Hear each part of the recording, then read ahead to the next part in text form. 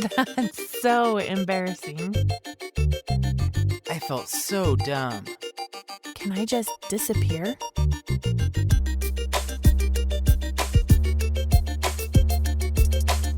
Embarrassing Stories Podcast with Leslie and Derek. Hey everyone, welcome to the Embarrassing Stories Podcast. I'm Leslie. And I'm Derek. Well, we've made it to our third episode and we're excited to share some more embarrassing stories with you. But first, we just wanted to remind you that if you have any embarrassing stories you'd like to send us, you can do so by visiting our website, embarrassingpodcast.com. You can remain anonymous if you'd like to, and if you'd prefer, you can even send us an MP3 of you telling your own story, and we can play it here on the podcast. The way I look at it is that people can tell their own stories better than I can tell them. So if you like, you can tell your own story and shoot it over to us at embarrassingstoriespod@gmail.com. And just a reminder, embarrassing is 2 R's, 2 S's. embarrassingstoriespod@gmail.com. Now, let's move on to today's stories. Derek, are you ready to start us off? I think so, and we're excited to share these with you. This very first story, it's my own experience. It happened about 4 years ago, and at the time I was working a swing shift. So as Leslie can attest to, I worked a swing shift for almost 11 years from 5 p.m. till 1:30 in the morning, and it was a really crazy schedule we were on for a while, and we had all of our kids while we were on that schedule. It was rough.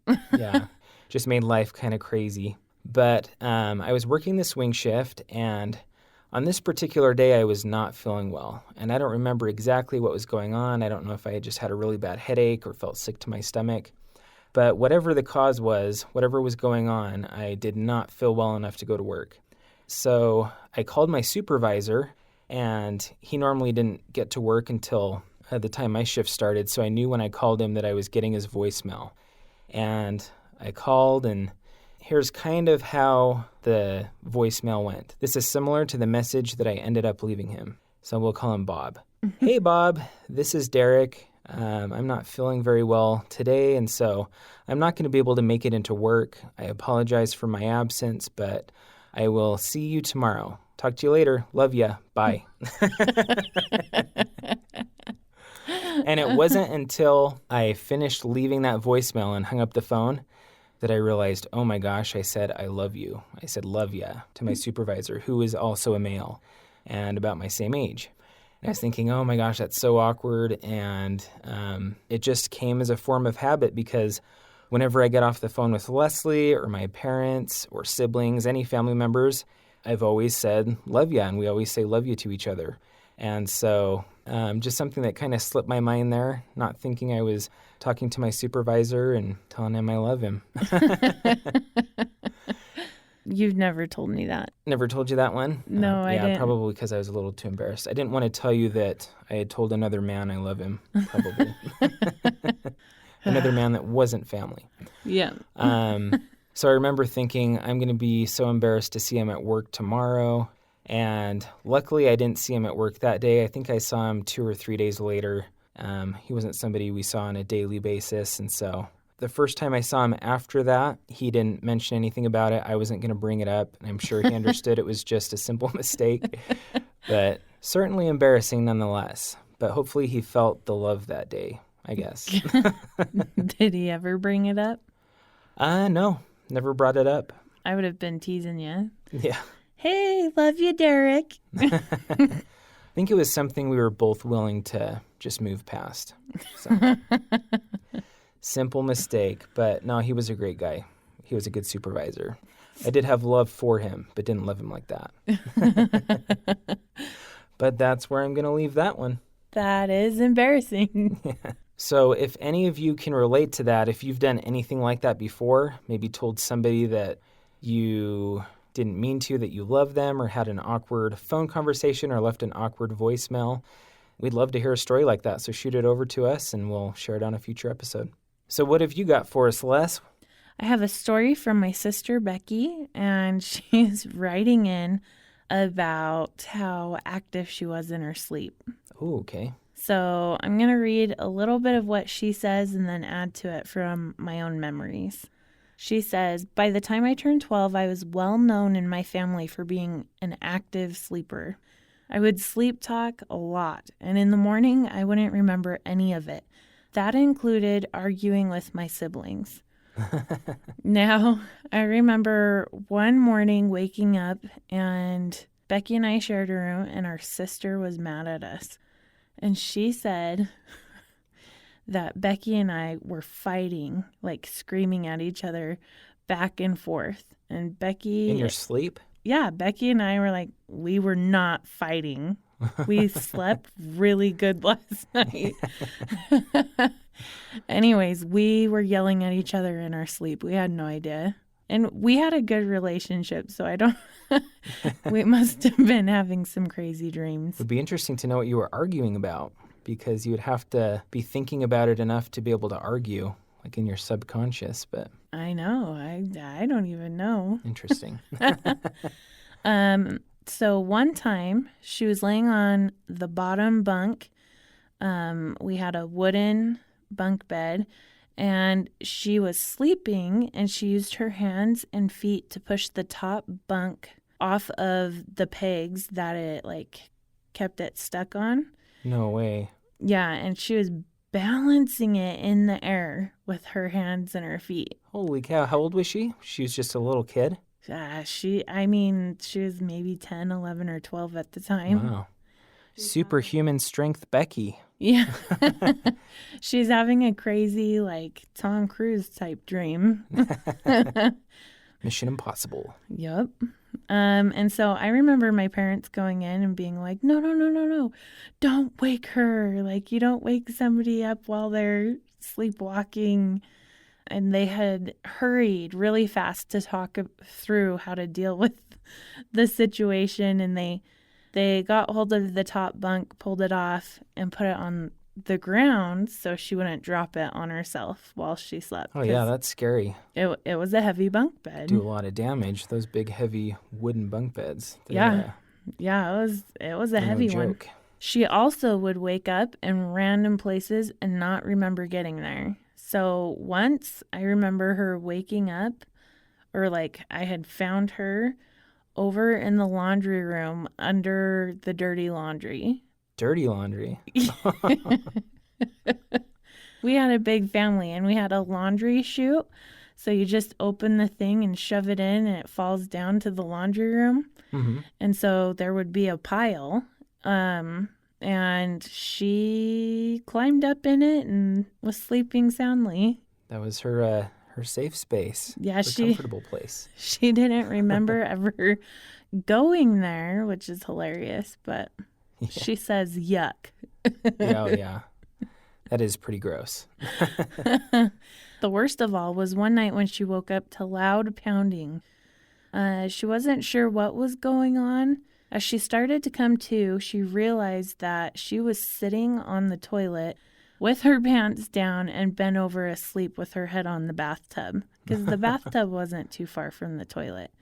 Jeez. Someone was knocking on the door, pounding on it.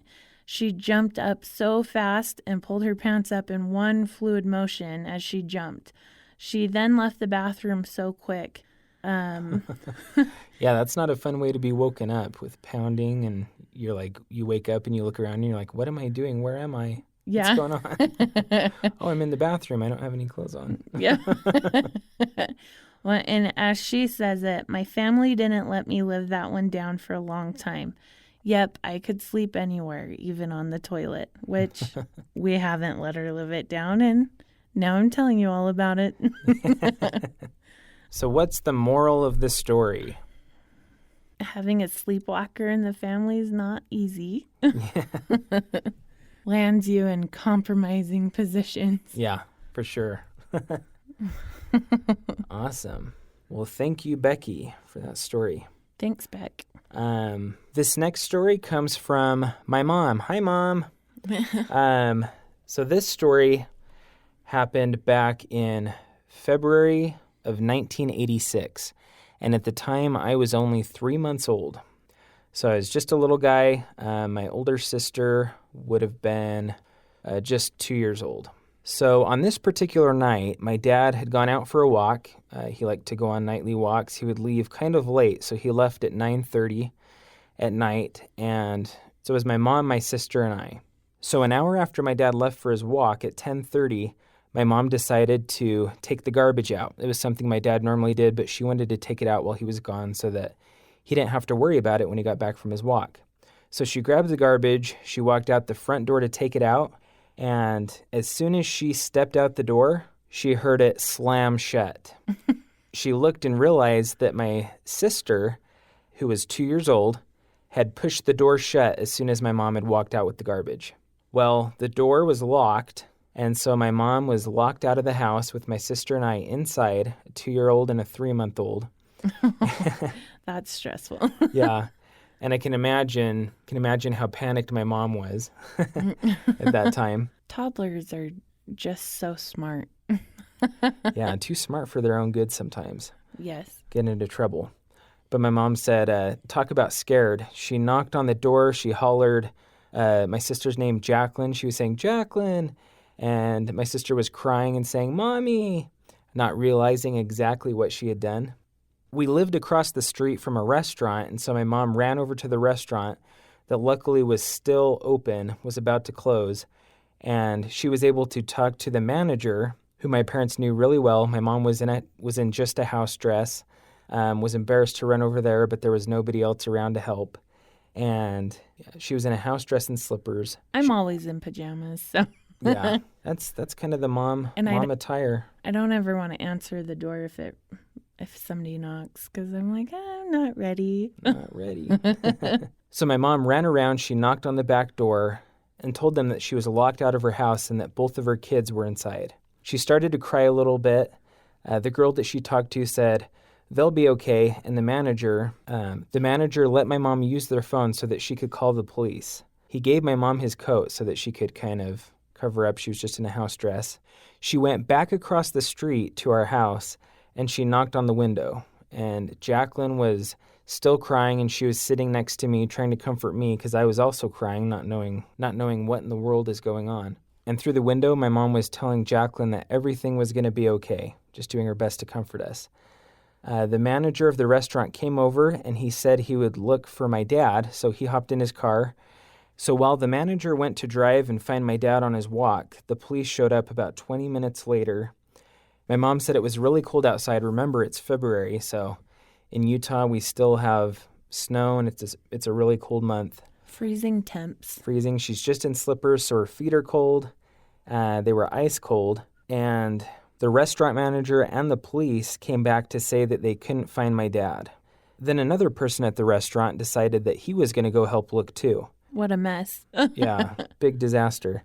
The police wanted to force the storm door open, but my mom could see that my sister and I were just fine inside. Even though we were crying, we weren't in any kind of danger. We were just fine.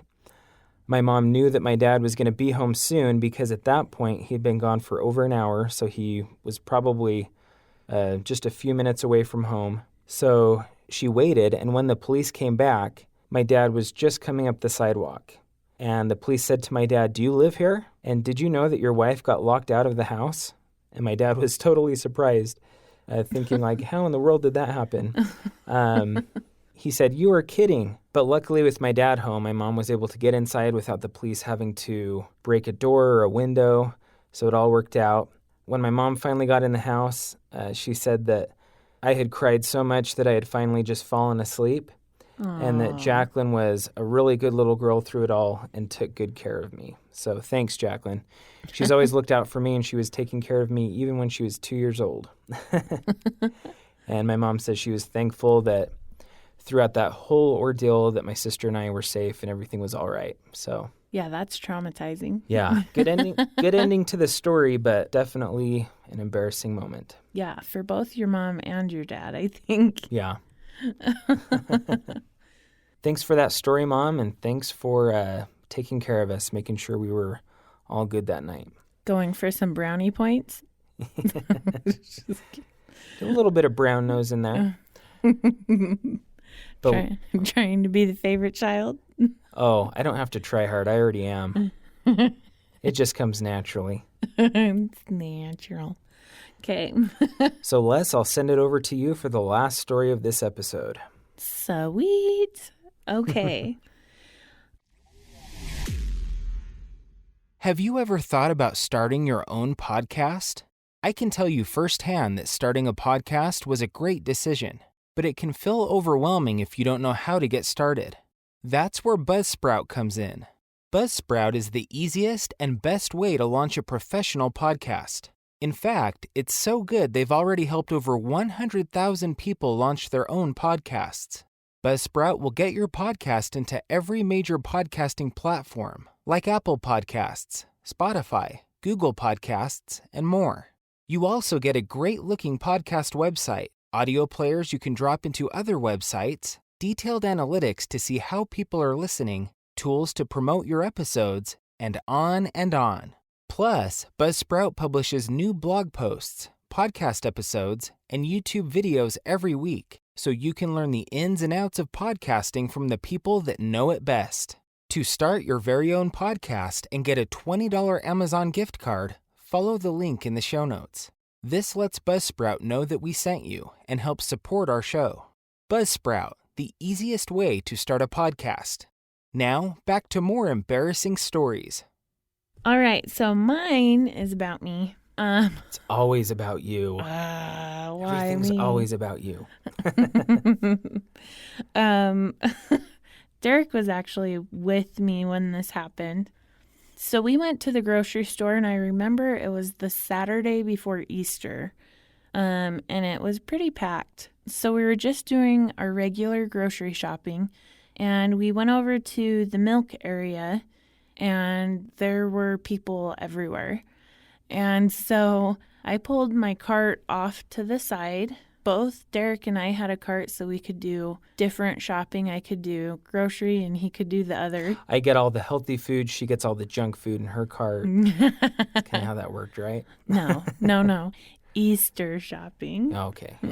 So he had our youngest son with him, and I had our oldest, and at the time he was 4. And I pulled him over just kind of to the side and then hurried over to grab some milk. I grabbed the milk, and as I'm putting it in the cart, it was in the evening, and they had pulled out the pallets to start stocking shelves. And this store, for whatever reason, they stacked their pallets like 8 to 10 feet high. Oh, yeah. So I'm 6 feet, and they were well above 2 feet over my head. Yeah, it's roughly 10 feet high, and they usually like saran wrap them, shrink wrap them, or whatever, but people were offloading this pallet, just starting to, so they had cut that wrap, but I didn't know because it wasn't cut on my side, it was cut on the other side, and I'm putting the milks in my cart, and all of a sudden I hear kind of a rumbling of boxes, and I see them start falling. I was currently pregnant at the time, I think around 17 weeks pregnant, and the first thought I had was, oh no, my 4-year-old, he's gonna get hit. So Motherly instincts. yeah, within a split second, I hurried and I threw myself over my son and put my arms up over his head and was just over the top of him with my head and blocking him. And next thing I know, all the boxes are falling on top of me. And they weren't light boxes. These boxes must have had like M&Ms and Skittles and whatever by pounds and pounds, like a 10-pound box went falling on my head. Yeah, they were packed, and I remember looking over at pretty much just that moment because I was off to the side, and it was like an avalanche of boxes just came falling down. Yeah, I got pelted with quite a few. My son luckily wasn't hit by any because I took the brunt of it. And once they kind of stopped falling, I kind of looked around. I was a bit shook, and I was hurting right away. Like I took some heavy hits. Yeah. And people were like, "Are you okay?" And I was like, "Yep." But at the time, I really wanted to cry. And whenever anybody asks you if you're okay, it's like, oh, great, here comes the tears. And of course, your natural response is going to be, yeah, I'm fine, even if you're not. Yeah, it was way embarrassing. I mean, there were tons of people there in the milk area by the candy, which they've now moved that area a little bit, but still tons of people right in that spot. And I remember Derek was right there. He was about to head off to go do the other part of the shopping, but was there and saw everything. And then I hurried off as fast as I could with my kid and my husband and our other kid.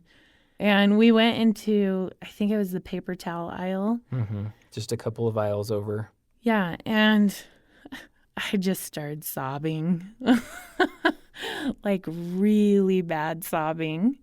Like I hate crying in front of people. Absolutely hate it. So I was able to hold off until we got into that aisle. But then all of a sudden people were coming into the aisle and then they'd give me a really weird look and leave.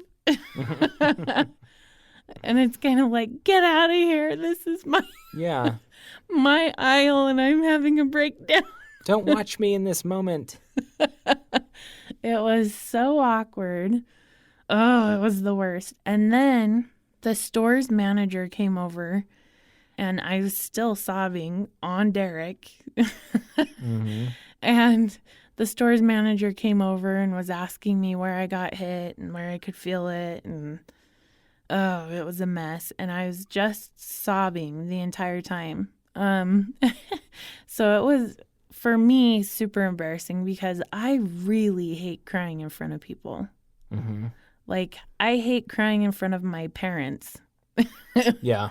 And my siblings. And if I can't cry really in front of, my parents and my siblings hardly, then I can't cry in front of other people without getting upset. It actually makes me mad. Yeah. To cry in front of people. Yeah. So. Yeah, I know what you mean. I'm kind of the same way. Yeah, it was horribly embarrassing. Yeah. Oh, it was just awful. Yeah, I remember that experience really well, and I was thinking, like, as horrible as it was that happened and happened to you, like, how bad would it have been if you hadn't covered our oldest at the time, who was only 4 years old? If you hadn't covered him and he took the brunt of, some of those boxes, it could have been a really serious deal. Yeah, he would have definitely had some damage from it.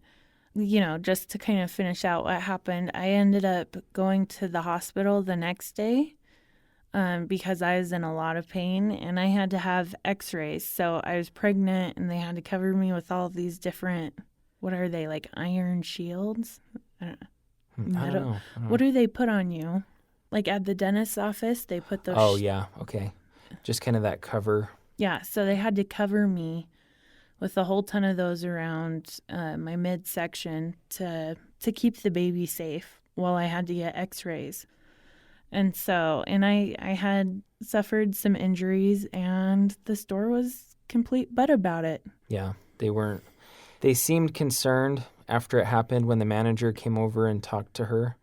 But then after that, when we were trying to work with them with insurance and things, we won't get into all the details, but it wasn't a very pleasant experience. So they acted nicer after they saw the camera footage from inside the store. Yeah, and realized that they were at fault. Then they acted nice. And I didn't go after them for anything, but it's still not my favorite store. We try not to go there. Yeah, we avoid it as much as possible. Once in a while we'll go there, but we try to steer clear of it. But anyways, so if you want to embarrass me, make me cry in front of somebody. And then you'll see me get angry at the same time. Whole wave of emotions there. It's denial. Well, that will do it for this episode of the Embarrassing Stories podcast. We thank you again for joining us. And again, just a reminder, you can send us any of your embarrassing stories that you'd like us to share. Just go over to our website, embarrassingpodcast.com, And you'll see on the homepage where you can submit a story to us. Yeah, we didn't have any anonymous stories today, but you can remain anonymous and we'll tell your story and you can even make up a name. Yeah, absolutely. Share as many details with us as you'd like. If you'd like to share the story in your own words, you can record it for us, send it to us as an MP3, and we can put it in the podcast just as you shared it, and then we can kind of talk about it after that. All right, that does it. Have fun Be safe. and go create some stories that we can share. Have another great week.